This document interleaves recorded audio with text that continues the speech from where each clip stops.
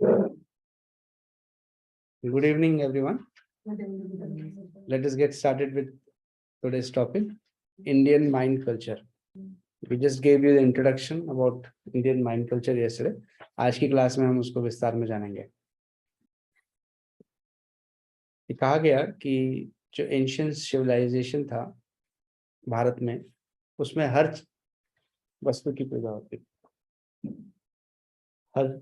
हर वस्तु की पूजा होती थी। किसान जो है वो हल की पूजा करता था, जो विश्वकर्मा होता था वो अपने औजारों की पूजा करता था, किसान गाय की भी पूजा करता था, तो हर पेड़ की भी पूजा करता था। उसके पूजा का उद्देश्य ये था कि जो कुछ मुझे कोई देता है तो बदले में मैं उसको कम से कम सम्मान दूं, ग्रेटिट्यूड, कि अगर वो मुझे कुछ दे सके ना दे सके पर मैं उसको सम्मान दूं। तो ये एक कल्चर था हमारे अंदर और अभी भी है कि हमें अगर कोई कुछ किसी भी तरह से किसी भी भाव में देता है तो हम उसके प्रति ग्रेटिट्यूड रखते हैं। इस बात को समझने के लिए एक व्यक्ति जो कि अमेरिकन को जान रहा था, समझ रहा था, कार्लोस कैस्टनेडा ये नाम। तो वो उसने क्या किया कि अमेरिकन एक शैमनिक जो कि साधु होते हैं, अमेरिकन साधु ऐसा हम समझ सकते हैं, वो उनके शिष्य बन जाते हैं। उनके शिष्य बन जाने के बाद वो उनको बताते हैं, देखो कि प्रेयर में कितनी ताकत होती है। तो डॉन जुएन नाम का जो व्यक्ति जो है वो कार्लोस कैस्टनेडा, जो कि इंडियन कल्चर को पढ़ रहा है, सोसाइटी को जानने की कोशिश कर रहा है, और उसको उस उदाहरण को समझाने के लिए वो उसको जंगल में ले जाता है। कैनबीस मतलब भांग। वो बोलता है कि आप सबको पता है कि भांग को खाने से नशा होता है, और भांग का नशा ऐसा होता है कि हम रिपीटेटिव मोड पे आ जाते हैं, एक ही बात को बार बार रिपीट करते हैं या एक ही एक्शन को बार बार रिपीट करते हैं। तो वो कहता है कि आप भांग खाओगे पर आपको नशा नहीं होगा। तो कार्लोस कैस्टनेडा बोलता है ऐसा कैसे पॉसिबल है कि कोई हम इंटॉक्सिकेशन करें और उसका टॉक्सिकेशन या नशा में को ना हो। तो बोले चलो मैं तरीका बताता हूँ। तो he takes him to the jungle और वो प्लांट के सामने उनको झुक करके बोलता है कि इसमें से 6 फूल जो है वो चुन लो, और उसके पहले तो प्लांट से माफी मांगो कि तुम ये फूल उसका तोड़ने वाले हो। 6 फूल तोड़ो, उनको क्रश करो, उनका पेटल बनाओ, और उनको खाने से पहले एक बार फिर प्रेयर करो, और एक पैलेट लेकर के मेडिटेटिव पोस्चर में बैठ जाओ। तुम डीप मेडिटेशन में चले जाओगे पर तुमको कोई नशा नहीं होगा।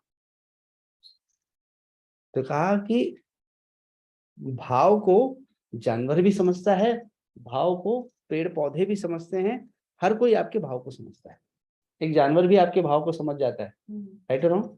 घर में जो पेट्स रखते हैं आप, तो आपके आने पर जाने पर उसके भाव रिएक्शन होता है ना, वो पूंछ हिलाता है, अपनी खुशी जाहिर करता है, दुख जाहिर करता है, तो हर किसी को असर होता है। तो आप इस संवेदना को मत भूल जाओ।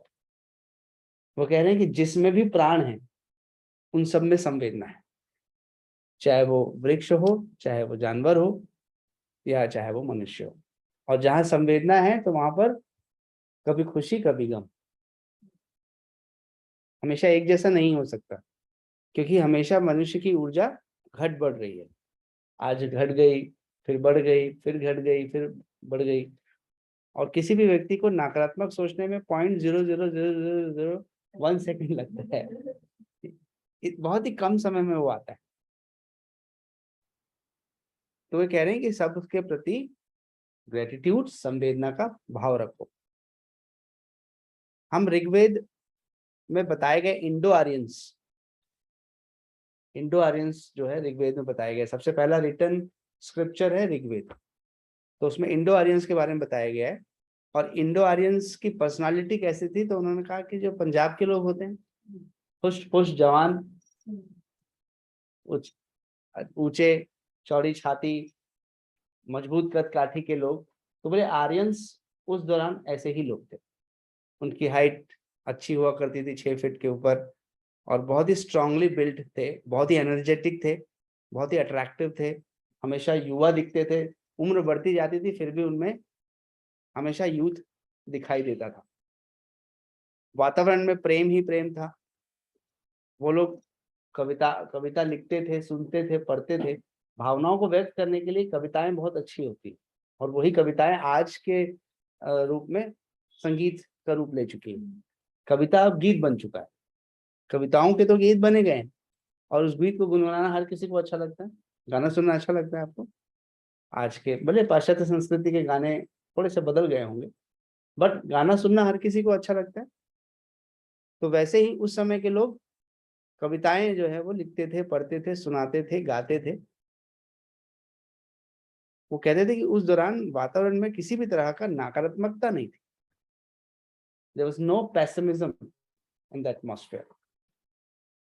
तो ऋग्वेद मेंशन कर रहा है कि उस समय के इंडो आर्यंस स्ट्रांगली बिल्ड थे, बहुत ही पावरफुल, एनर्जेटिक, अट्रैक्टिव, यूथफुल, और उनमें सबसे बड़ी विशेषता ये थी कि वो सबके प्रति प्रेम रखते थे, पॉजिटिविटी थी, संगीत से प्रेम था, कविताओं से प्रेम था, और वो स्वर्ग की बातें भी करते थे। अब स्वर्ग की व्याख्या क्या है? तो स्वर्ग की व्याख्या जो हम लोगों को बताई गई है, या हम लोग जो अनुभव करते हैं, that is nothing but a luxurious life is स्वर्ग। हमें बताया गया है कि स्वर्ग मतलब एकदम लग्जूरियस लाइफ है, वहां कुछ करना नहीं पड़ेगा, आराम से जीवन बीतेगा, सुबह उठो, खाओ पियो, सो जाओ, आराम करो। इसी की व्याख्या कुछ स्वर्ग जैसी हमारे दिमाग में बचपन से बनाई गई है। तो वो कहते थे कि वो लोग भी बातें करते थे कि भाई हम भी स्वर्ग जाएंगे। तो स्वर्ग जो है, नरक की कंसेप्ट सिर्फ मनुष्य को भय डालने के लिए, ताकि वो गलतियां ना करे। बाकी स्वर्ग is not the sensuous form of living, कि जो ऐसा हम पृथ्वी पे जी रहे हैं वैसा ही स्वर्ग है, और जैसा तकलीफ दे। और फिर नर्क की व्याख्या भी बताई गई, क्या क्या एक्सप्लेनेशन दिए गए। हाँ, गरम कढ़ाई बताई गई, तेल बताया गया, उसमें आपको तला भी गया। तो ऐसा तलने के बाद कितना अच्छा लगेगा। एक पूरी तल करके कितनी अच्छी फूल जाती है। सोचिए इंसान को अगर तल करके निकालेंगे, बोले बहुत मेहनत की हो, आ जाओ तुमको भी तलते हैं करके। तो तल के निकालेंगे, कैसे लगेगा? तो स्वर्ग और नर्क की व्याख्या सिर्फ मनुष्य के मन में भय पैदा करने के लिए, ताकि वो अपने कर्मों के प्रति सचेत हो सके, सजग हो सके, और मिनिमम मिस्टेक्स करे। बट उनको फिर ये रियलाइज भी हो गया कि स्वर्ग नर्क सब कुछ इस धरा पे है, इस धरती पर ही है। जब तक हम जी रहे हैं, हम अपने जीवन को जिस तरीके से जी रहे हैं उसी में स्वर्ग है, और जिस तरीके से हम अपने कर्मों को कर रहे हैं उसी में स्वर्ग या नर्क है। तो वो संतुष्ट नहीं थे। उनको नहीं लगता था कि बस शरीर को ही डेवलप किया जाए, क्योंकि शरीर को तो इतना सुपर स्ट्रांग बना लिया कि उससे ज्यादा कोई अपर लिमिट हो नहीं सकती थी। तो अब उन्होंने शुरू किया कि बोले मन पे कार्य करते हैं, मन को जीतते हैं, मन के डायमेंशंस को जानते हैं। क्योंकि आज तक हम सभी मन के डायमेंशंस को नहीं जान पाए, ना हम समझ पाए। बच्चा 6 साल का होता नहीं, उसको स्कूल में डाल देते हैं, साथ और उसको मम्मी जो है सुबह 8 बजे से लेकर 2:30 बजे तक स्कूल में जाता है, उसके बाद फिर वो ट्यूशन भी जाता है। मतलब क्लास 1 में पढ़ने वाला बच्चा स्कूल से आकर के 3, साढ़े 3, 4 बजे ट्यूशन जाता है। बोले स्कूल में तो पढ़ाई नहीं होती। और फिर 6-7 बजे तक ट्यूशन करता है। मतलब गजब। फर्स्ट में पढ़ने वाला बच्चा दिन भर पढ़ रहा है, उसमें ग्रोथ है ही नहीं। क्योंकि जो आप पढ़ रहे हो, जो इस केमिस्ट्री में बताया गया, H2O से लेकर के CHO2 से लेकर के जो भी चीजें व्याख्याएं आपको बताई, वास्तविक जीवन में उसका कहीं कोई योगदान नहीं है। वास्तविक जीवन में हम सब जूझ रहे हैं मानसिक समस्याओं से, मन की तकलीफों से, और इससे लड़ना, इससे जूझना, इससे कैसे निपटे, किसी ने हमें नहीं सिखाया। और चूंकि सिखाया नहीं है तो आता नहीं है, आता नहीं है तो परेशान है। और फिर परेशान है तो रास्ते गलत अपना रहे हैं।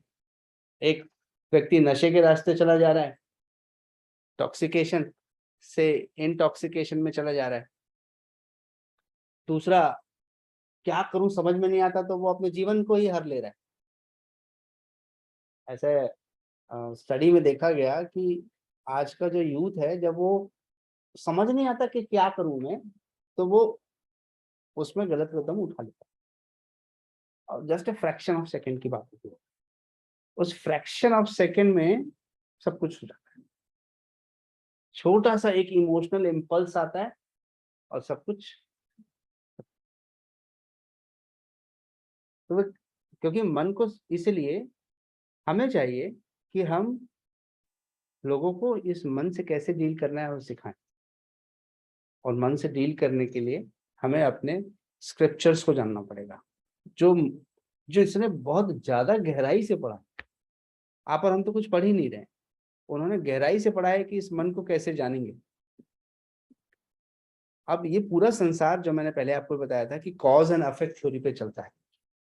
When there is a cause, there will be an action, and when there is an action, there will be an effect.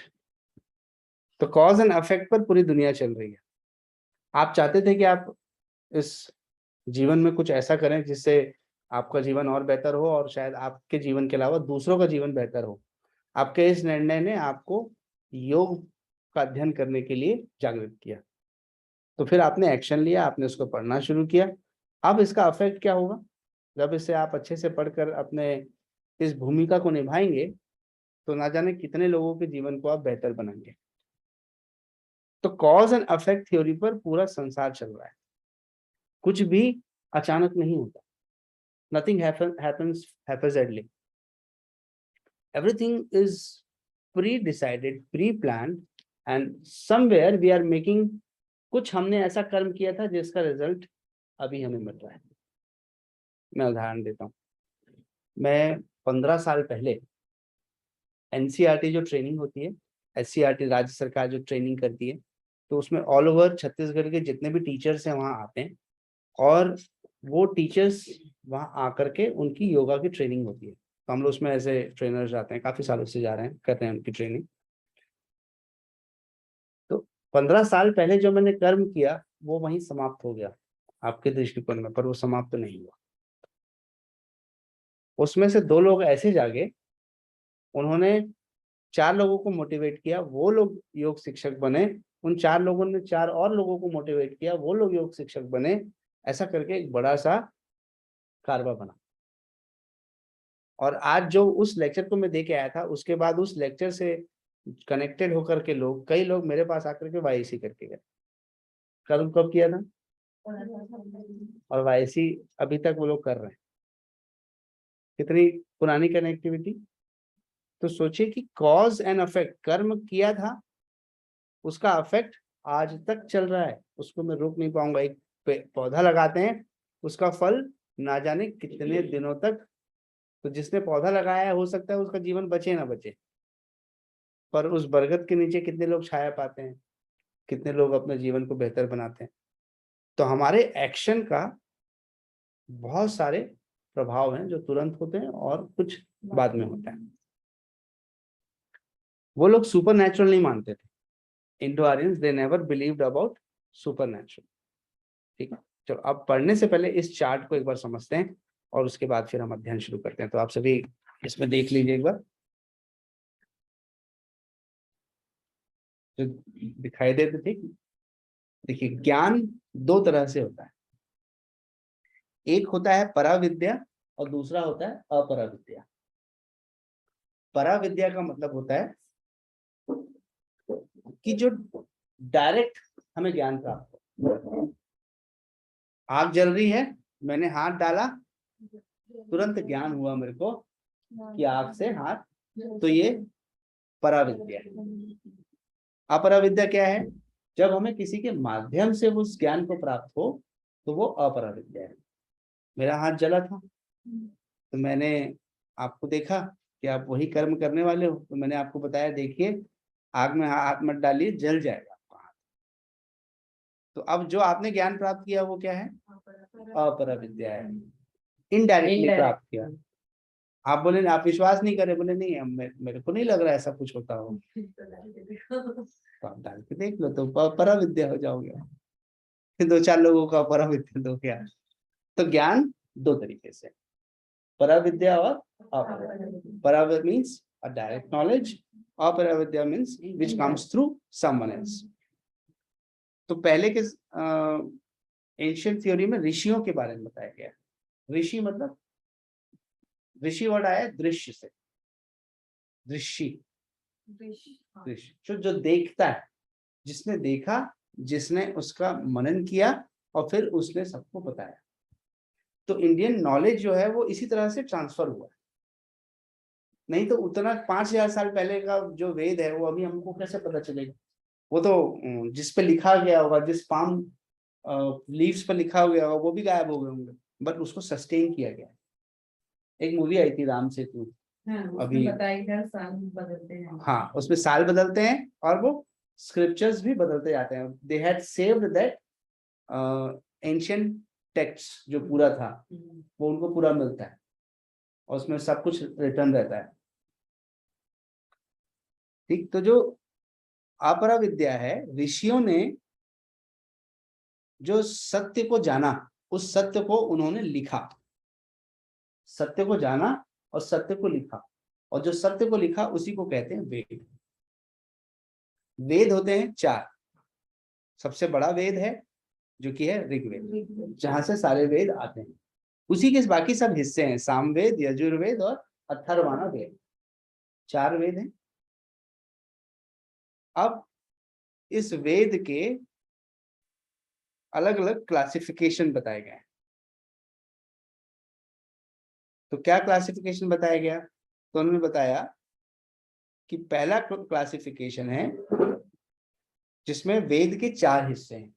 पहले क्लासिफिकेशन के अनुसार से पहला हिस्सा है मंत्र, दूसरा हिस्सा है ब्रह्मणा, तीसरा हिस्सा है अरण्यकाश और चौथा हिस्सा है उपनिषद।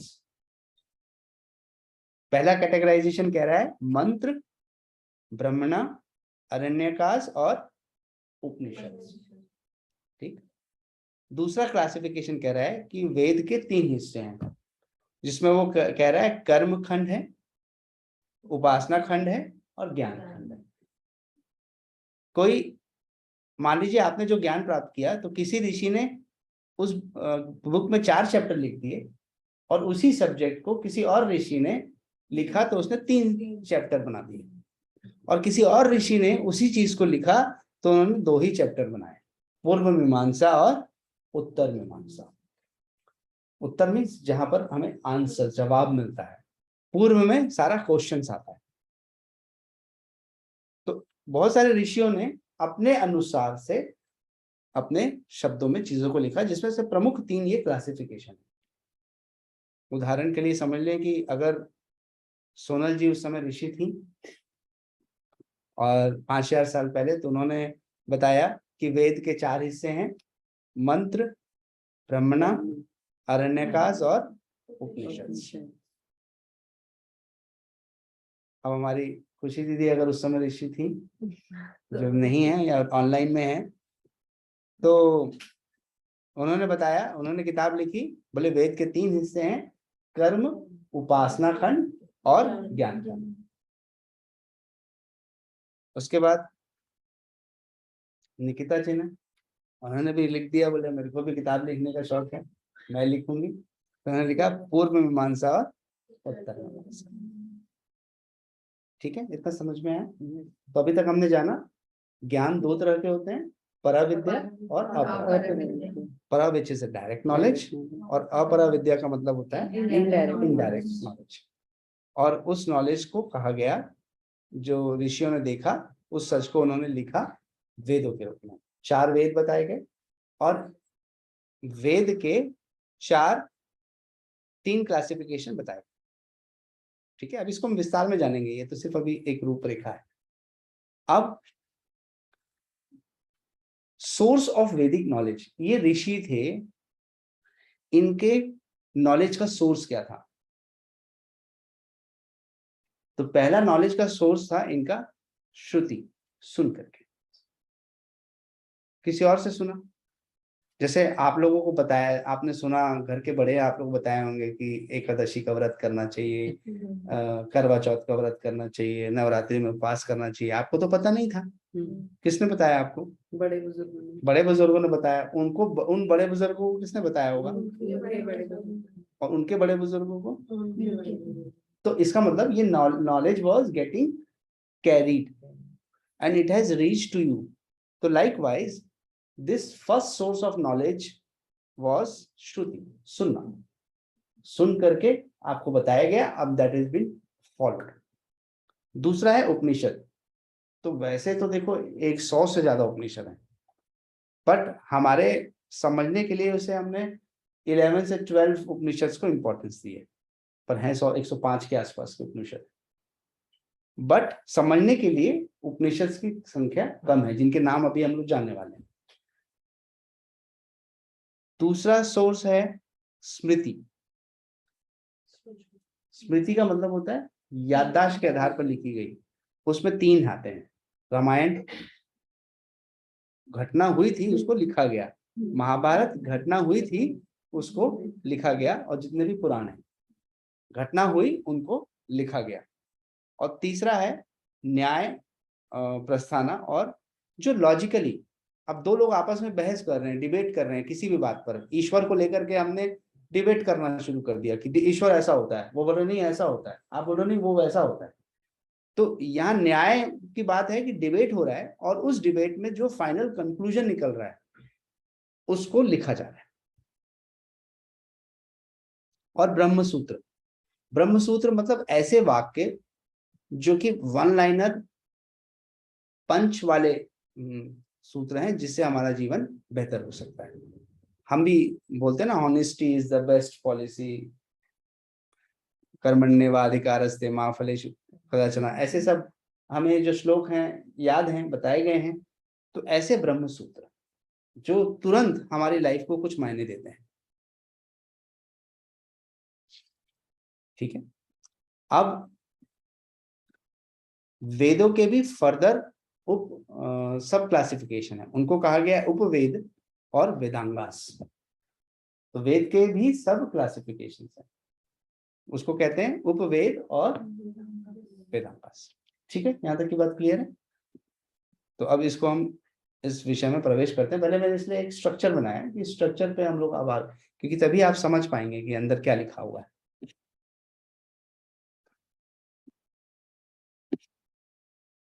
So there are 2 types of knowledge, para and apara.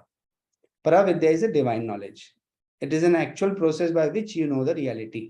It goes beyond intellect, emotions, mind and body, and inward journey. मैंने ध्यान किया, ध्यान से मैंने ईश्वर को पाया, ईश्वर की अनुभूति कर ली, ये para vidya है। मुझे बताया गया कि ध्यान करने से जो है ईश्वर की प्राप्ति होती है, तो वो अपरा विद्या हुई। तो पहले के ऋषियों ने जो सच को सुना, जाना और उसको लिखा, इसलिए वेद क्या है? Nothing but what has been heard about the spiritual experiences. आपने ध्यान किया, ईश्वर की प्राप्ति की, और आपने जो अनुभव किया वो आपने उनको बता दिया, उन्होंने लिख लिया पूरा, और वही वेद बन गए। राइट। तो अब उन्होंने क्या लिखा? तो सबसे पहले वेद जो है, they are traditionally dated around 3000 BC, और उसमें 10,579 छंद हैं, वर्सेस हैं, जिसे 10 सेक्शन में डिवाइड किया गया है, जिसमें 33 कोटि देवी देवताओं के बारे में बता रहा है। अब कोटि शब्द के 2 मतलब हैं। कोटि का मतलब करोड़ भी होता है, और कोटि का मतलब प्रकार भी होता है। तो ऋग्वेद में लगभग 10,579 छंद हैं, जिसमें 10 सेक्शंस हैं, और जिसमें 33 कोटि देवी देवताओं के बारे में बता रहे हैं। तो ये कोटि हैं या प्रकार हैं? तो ये कहा गया कि 33 प्रकार हैं। कोटि का वो समझ गलत हो गया, 33 करोड़ कैसे देवी देवता होंगे? तो उन्होंने 33 तरह के देवी देवता हैं, उनके सब क्लासिफिकेशन हो सकते हैं। तो उसमें उन्होंने 33 देवी देवताओं में प्रमुख किसका नाम बताया? तो उन्होंने बताया इंद्र, सूर्य, वायु, अग्नि, रुद्र, इन सबको प्रमुख देवी देवता के बारे में बताया गया है, जिसको हमने भी सुना है बचपन से। दूसरा आता है सामवेद। सामवेद का मतलब है कि ये ऋग्वेद से ही लिया गया है, और ऋग्वेद के 8 और 9 चैप्टर से सामवेद निकला। इसमें क्या बताया गया है? तो इसमें बताया गया है रिचुअल्स एंड सेरेमनीज। विवाह होता है, घर में पूजा होती है, तो उसका एक विधि है, मेथड है, टेक्निक है, उसी पर होती है। वो एक सिस्टम ऑर्डर में होती है। मान लीजिए किसी नए घर की स्थापना हो रही है, तो वहां वास्तु पूजा होनी है, तो एक पर्टिकुलर मेथड में होगी। तो वो मेथड्स उस बुक में बताए गए, वो वहीं से आते हुआ यहाँ तक पहुंचा है। तो आपके घरों में जो पूजा होती है वो nothing but those are been carried from Vedas. कौन से वेद से आया? तो सामवेद से आया। तीसरा है यजुर्वेद। तो ये एक स्पेशल प्रीस्ट हुआ करते थे, पुजारी, जिन्हें अधवारीज कहा जाता था। तो वो लोग एक पर्टिकुलर तरीके से चैंटिंग्स किया करते थे। तो उन और सैक्रिफिशियल राइट्स मतलब देखिए, जहां भी बलिदान देने की बात होती है या बलि चढ़ाने की बात होती है, तो उसकी भी एक प्रक्रिया है। आप कबीले में जाओगे और बलि होने वाली है, तो वो ऐसे ही वो नहीं करते, एक प्रक्रिया है। उस प्रक्रिया के तहत पूरा प्रोसेस होता है, अध्ययन होता है, उनको नहलाया धुलाया जाता है अच्छे से। उसके बाद अंग भंग नहीं होना चाहिए। अगर अंग भंग होगा तो आपके बलि नहीं चढ़ सकती। बिल्कुल पूरा इंटैक्ट शरीर होना चाहिए, तो फिर उसकी वो बलि चढ़ाते हैं। पहले मनुष्यों की चढ़ाते चढ़ाते फिर जानवरों की बलि पर वो आ। तो एक्चुअली में वास्तविकता में वो बलि जो है वो चढ़ाने की प्रक्रिया, क्योंकि उनको लगता था कि देवी देवता बलि से ही खुश होते हैं, तो वो प्रक्रिया चली आई। वो यजुर्वेद में उसके बारे में बताया गया। या कोई अपना सब कुछ सर्वस्व दान करके चला जाना चाहता है। राजा था, उसको बोला अब जीवन से मोह खत्म हो गया, अब मैं जंगल जाना चाहता हूँ, तो अब मैं सब कुछ दान करना चाहता हूँ। तो उसके लिए वो एक विधि करेगा, उसके बाद अपनी जिम्मेदारियों से मुक्त होकर के वो चला जाएगा। आजकल के राजा कहाँ जाते हैं? हाँ, राजा होते नहीं, बट राजा जैसे विचार तो है। और चौथा है अथर्वणा वेद। अभी एक मूवी आई थी, जिसमें साउथ की मूवी थी, काफी फेमस हुई, कंतारा। ठीक है, उसमें यही तो दिखाने की कोशिश की उन्होंने। राजा बड़ा परेशान था। राजा इतना परेशान था कि उसके पास सब कुछ थे, जीवन में सब कुछ था, फिर भी उसको मन की शांति नहीं थी। तो मन की शांति नहीं थी तो वो जंगल गया। जंगल गया तो उसको वहां जो जंगल में जो लोग पूजा करते हैं, उस ईश्वर को देख करके, डेमी गॉड, उसको देख करके उसका मन एकदम शांत हो जाता है। तो वो वहां के लोगों को कहता है कि मुझे इस ईश्वर को ले जाने दो, इससे मुझे मानसिक शांति मिल रही है। तो वहां के लोग बोलते नहीं, हम नहीं ले आने देंगे। तो वो किसी एक व्यक्ति के शरीर में वो ईश्वर प्रवेश करते हैं और बोलते हैं ठीक है, तुमको ले जाना है ले जाओ, पर जितनी जोर से मैं चिल्लाऊंगा और जहां तक वो आवाज जाएगी, वो जमीन जो है इन कबीले वालों को देनी पड़ेगी आपको। तो फिर अब तो राजा तैयार हो जाता है और चला जाता है। उसके बाद की मूवी देखना है तो उसको देखना है। जिन्होंने देखा है नहीं देखा, जिन्होंने नहीं देखा है, बाद में फिर वो कहानी रिवर्स करती है। अब राजा घटते घटते घटते एक जमींदार बच जाता है। अब जमींदार को अपनी जमीन वापस चाहिए। अब उसको लालच आ जाता है कि इतनी बड़ी जमीन आज हजारों एकड़ में फैली हुई, वो उन लोग ऐसे जंगली लोगों को पड़ी हुई है, वो लोग रह रहे हैं वहां पर, तो उनसे छीनने के लिए सारा प्रपंच करता है वो। बट आखिर में फिर वो मर जाता है। राजा मर जाता है क्योंकि वो अपना जुबान, तो राजा तो बचा नहीं, पर राजा के वंशज रह गए। तो वंशज ही उसको वापस लेने की कोशिश करते हैं। तो वहीं से सब कुछ दिखाया गया उसमें। तो ये दिखाया गया कि भले राजा नहीं है, पर राजा का विचार तो वैसे ही है। पर राजा को मानसिक शांति नहीं थी, तो वो गया जंगल, उसे ईश्वर से प्राप्त होने से मानसिक शांति मिली, ऐसा तो दिखा रहा है। तो वही चीज जो अथर्वणा वेद है वो बताता है ऐसे कविताओं के बारे में जिसमें हम ईश्वर की प्रशंसा कर रहे हैं, हम ईश्वर की महिमा का वंदन कर रहे हैं। तो जो अथर्वणा वेद है उसमें ईश्वर की महिमा का वर्णन किया गया है। तो 4 वेद, ऋग्वेद, सामवेद, यजुर्वेद और अथर्वण वेद। ऋग्वेद कहता है 33 कोटि देवी देवता हैं, उनको कैसे पूजा उनकी करनी है। सामवेद कहता है कि जो भी घर में रिचुअल सेरेमनीज होते हैं वो कैसे करनी है, ये मैं बता रहा हूँ आपको। यजुर्वेद कहता है कि जो भी बलिदान वाली सैक्रिफाइसल राइट्स होती है वो कैसे करनी है, वो मैं बता रहा हूँ आपको, उसके अनुसार से। और अथर्वण वेद जो है वो गुणगान गा रहा है ईश्वर का, ताकि इससे ईश्वर गुणगान हर किसी को अच्छा लगता है। कोई आपको बताए आप तो बहुत अच्छे हैं, आपके जैसा हमने व्यक्ति देखा नहीं, तो आपको अच्छा लगेगा। कोई आपकी तारीफ करेगा, कितना अच्छा लगेगा। कोई आपको एकदम ऐसे चने के झाड़ पे चढ़ा देगा, ऐसा बोलते हैं चने के झाड़ पे, कि आप तो इतने अच्छे हैं, आपने इतने अच्छा, आपको भी लगने लगेगा अच्छा मैंने इतना अच्छा किया, सचमुच मुझे इतने अच्छे गुण है मेरे। कई बार हमें ऐसा फील होता है। तो 4 वेद का एक डिस्क्रिप्शन है। अब हमने पहला क्लासिफिकेशन क्या पढ़ा कि वेद के 4 हिस्से हैं, मंत्र, ब्राह्मण, अरण्यकाश और उपनिषद। तो हमने ये भी जाना था कल की क्लास में कि हमारे जीवन के 4 हिस्से हैं। पहला हिस्सा है ब्रह्मचर्य, दूसरा हिस्सा है गृहस्थ, ठीक है, तीसरा हिस्सा है वानप्रस्थ और चौथा है संन्यास। तो वो कहा गया कि जब हम जीवन के 25 साल गुजार रहे हैं तब हम मंत्रों को सीखते हैं ताकि हम अपने जीवन में समृद्धि और खुशियां प्राप्त कर सकें, क्योंकि हम बिना ईश्वर को जाने खुशी प्राप्त नहीं कर सकते। तो पहले जीवन के 25 साल उसे प्राप्त कर रहे हैं, फिर हमारी शादी हो जाएगी। गृहस्थ, तो 25 साल से लेकर के 50 साल तक की जो उम्र है उसमें हम लोग ब्रह्मणा मतलब रिचुअल्स जो है, जो भी होते हैं, शादी भी एक रिचुअल है, उसको भी एक पर्टिकुलर टेक्निक से की जाती है। 7 फेरे होंगे, अग्नि के उसमें फेरे होंगे, ये मंत्र बोले जाएंगे। तो 25 जो सेकंड हिस्सा है वो इस रिचुअल्स को समझाता है। तो शादी करने का तरीका कहाँ से आ रहा है, उन वेदों से आ रहा है, and that has been followed कि उसी तरीके से उसमें प्रेयर होनी चाहिए। आज भी हल्दी लगाई जाती है, आउटडेटेड नहीं लग रहा है। कहाँ हल्दी की जरूरत है, आज तो इतना सारा क्रीम आ गया जो गोरा कर देता है, पॉलिश, बॉडी पॉलिश से लेकर के सारी व्यवस्थाएं हैं, तो फिर ये हल्दी की क्या जरूरत पड़ रही है। ट्रेडिशनल।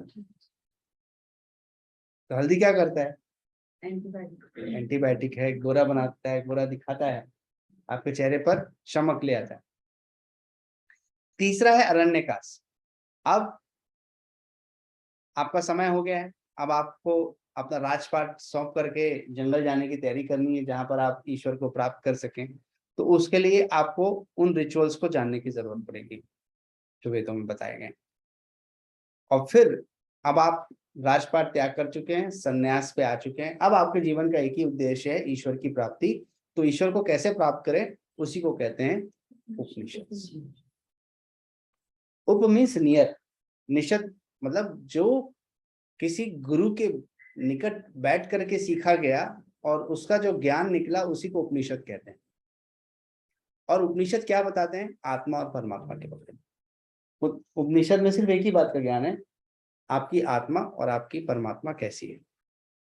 तो कहते हैं 75 साल की उम्र के बाद आपके जीवन का सिर्फ एक ही उद्देश्य है कि आत्मा परमात्मा को कैसे प्राप्त करे। जो मैंने कल कहानी बताई थी सूरदास भैया की, जो कक्ष में प्रवेश कर रहे हैं और हर बार घूम रहे हैं, तो उससे बाहर आने के लिए यहाँ पर रास्ता दिखाया गया। ठीक है, तो वेद के 4 हिस्से समझ में आए आपको, मंत्र, ब्राह्मण, अरण्यकाश, उपनिषद। ठीक है, अब हमने एक बुक के क्लासिफिकेशन में लिखा हुआ था कि उसको 3 खंडों में डिवाइड किया गया। एक है कर्म खंड, दूसरा है उपासना खंड और तीसरा है ज्ञान खंड। तो कर्म खंड में बताया गया वेरियस सैक्रिफाइसेस एंड रिचुअल्स के बारे में, जिसमें मंत्र और ब्राह्मण एक साथ बता दिए गए। उपासना खंड में बताया गया कि हम पूजा कैसे करें, मेडिटेशन कैसे करेंगे। और ज्ञान खंड में निर्गुण ईश्वर की कैसे प्राप्ति होगी उसके बारे में बताया गया। तो ये सेकंड क्लासिफिकेशन है वेद को जानने के लिए। और उसके बाद तीसरा क्लासिफिकेशन था पूर्व मीमांसा और उत्तर मीमांसा। तो पूर्व मीमांसा जहां पर वो रिचुअल्स और यज्ञ के बारे में बता रहा है और description of dos and don'ts क्या है हमारी लाइफ में हमें फॉलो करना चाहिए। और उत्तर मीमांसा में फिर ईश्वर के बारे में बता रहे हैं। तो तीनों क्लासिफिकेशन है, पर तीनों ही क्लासिफिकेशन में चीजें सेम है। ठीक है। अब आपने सुना होगा एक शब्द वेदांत, सुना है? तो वेदों का जो अंत है, वेदों का जो अंत है, जो सार है, उसे उपनिषद कहा गया और उसी को वेदांत कहते हैं। तो Vedanta is equal to Upanishad. तो उपनिषद किसको कहते हैं? वेदांत को कहते हैं। Vedanta philosophy is nothing but what has been come out of all the Upanishads. अब वेदांता जो फिलोसफी है वो कहती है कि हमको ज्ञान प्राप्त करने के 3 तरीके हैं। श्रुति जो मैंने पहले बताया, स्मृति और न्याय जो डिबेट में बाहर आया।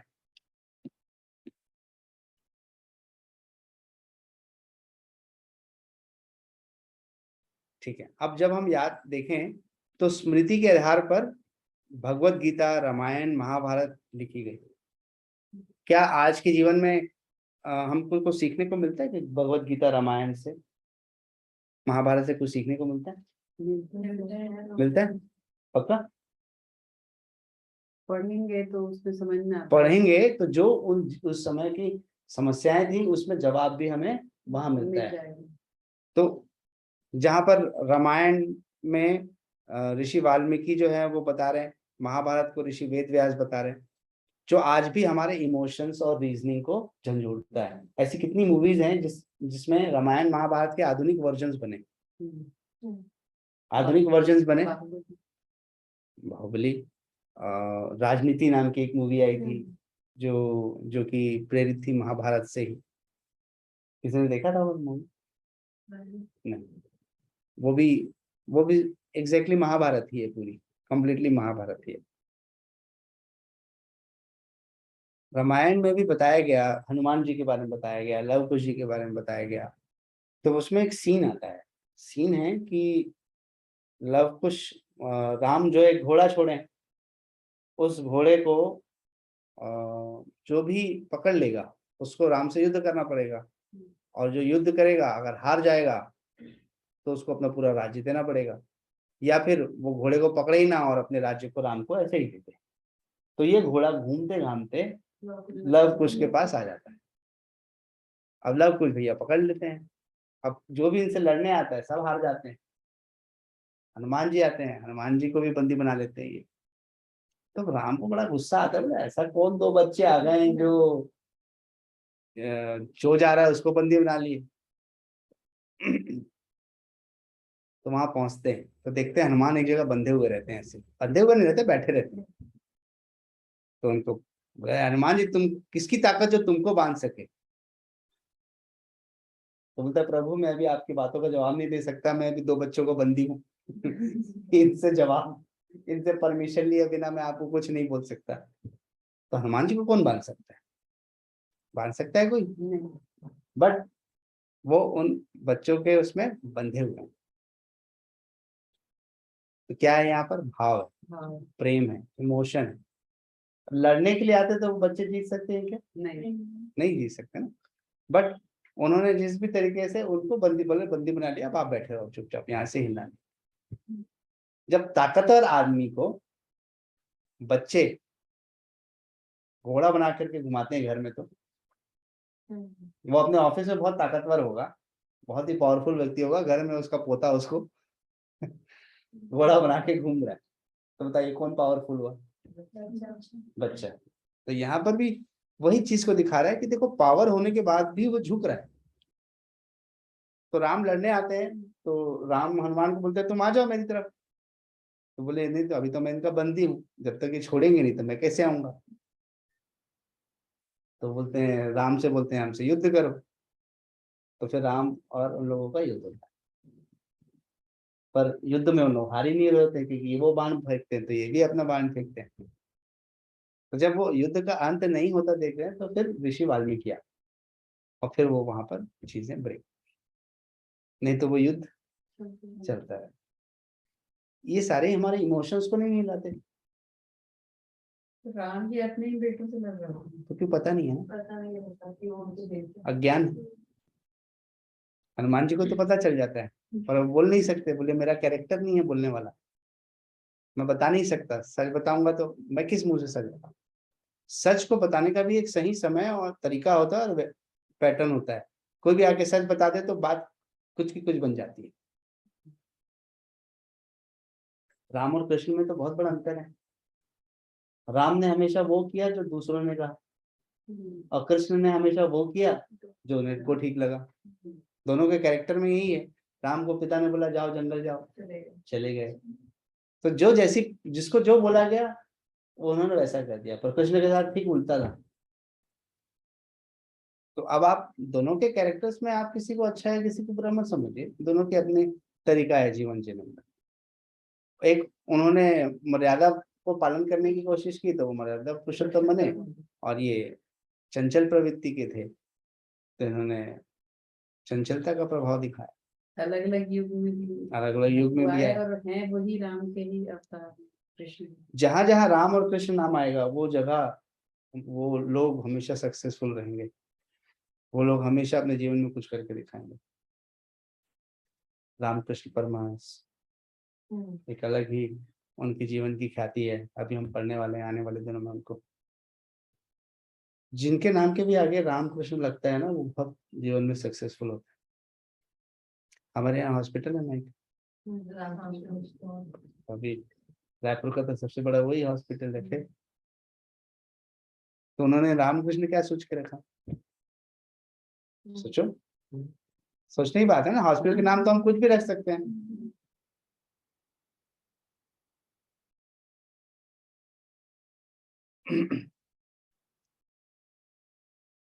तो इसलिए आप जो भी इनमें पढ़ने वाले हो वो सिर्फ आपके इमोशंस को झंझोड़ करके आपको जब जीवन की वास्तविकता से परिचय करवाते हैं। तो हमारे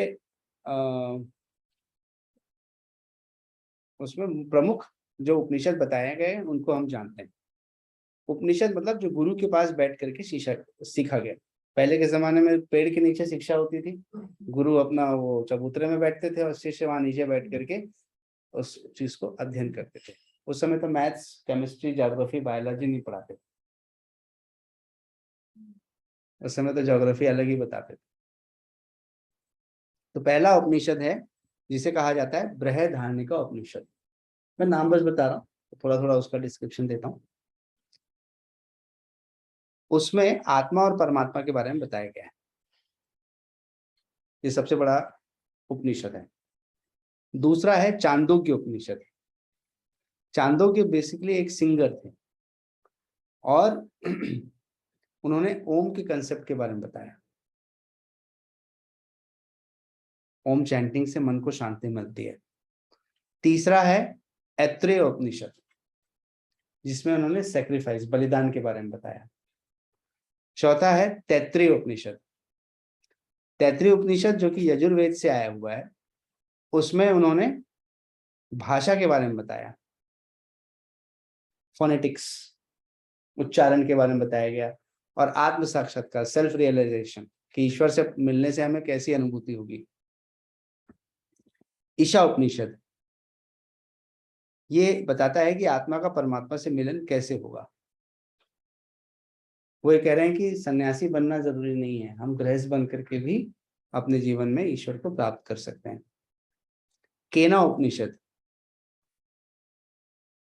ये फिर से सेल्फ रियलाइजेशन कि हम कैसे अपने अंदर के ईश्वर को प्राप्त कर सकते हैं, इसी का अध्ययन है अंदर में। सातवां है कथा उपनिषद। इसमें एक बच्चे की कहानी है, अगर इंटरेस्ट आए तो जाके आज ढूंढ लेना। नचिकेता नाम के बच्चे की कहानी है। इस बच्चे का नाम सुना होगा तो ये तो भैया यमराज के पास पहुंच जाते हैं, बता कि मृत्यु के बाद क्या होता है मेरे को बताओ। बच्चा है, इंटरेस्ट आ रहा है उसको, क्या इंटरेस्ट आ रहा है कि मृत्यु के बाद क्या होता है। तो बोलता मैं ये सब नहीं बताऊंगा, बाकी आप और कुछ पूछ लो। बोले नहीं मेरे को तो यही जानना है। तो व्हाट हैपेंस आफ्टर डेथ।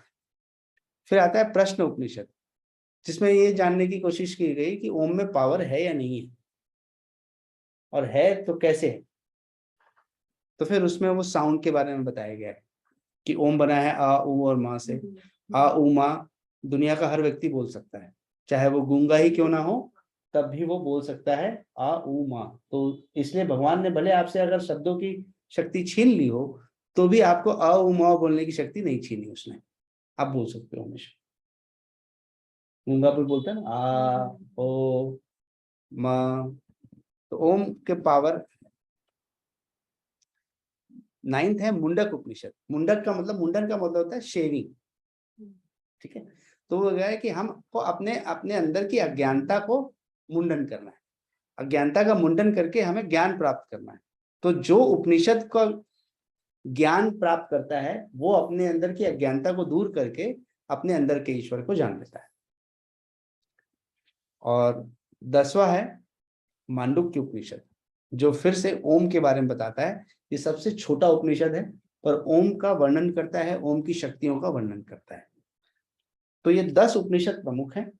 इसके अलावा हैं तो उपनिषद और भी, बट इन 10 उपनिषद में वही सारी बातें बताते हैं जो ईश्वर से जुड़ी हुई हैं, जो सारे सवाल के जवाब मिल जाते हैं। तो आपका होमवर्क यही है कि आप नचिकेता की कहानी पढ़िए, और नचिकेता की कहानी पढ़ने से ही आपको एक आइडिया लग जाएगा कि उपनिषद क्या कहना चाह रहा है, ठीक है। उपनिषद के बाद आता है पुराण। पुराण भी सुना है हमने, किसी की मृत्यु होती है तो गरुड़ पुराण होता है। तो उन्होंने बताया कि पुराण में डिस्क्रिप्शन दिया गया है, जिसमें जितने भी देवता हुए, विष्णु, शिव, ब्रह्मा, गणेश जी, देवी, स्कंद, सूर्य, वायु, उनके बारे में डिस्क्रिप्शन है पुराणों में।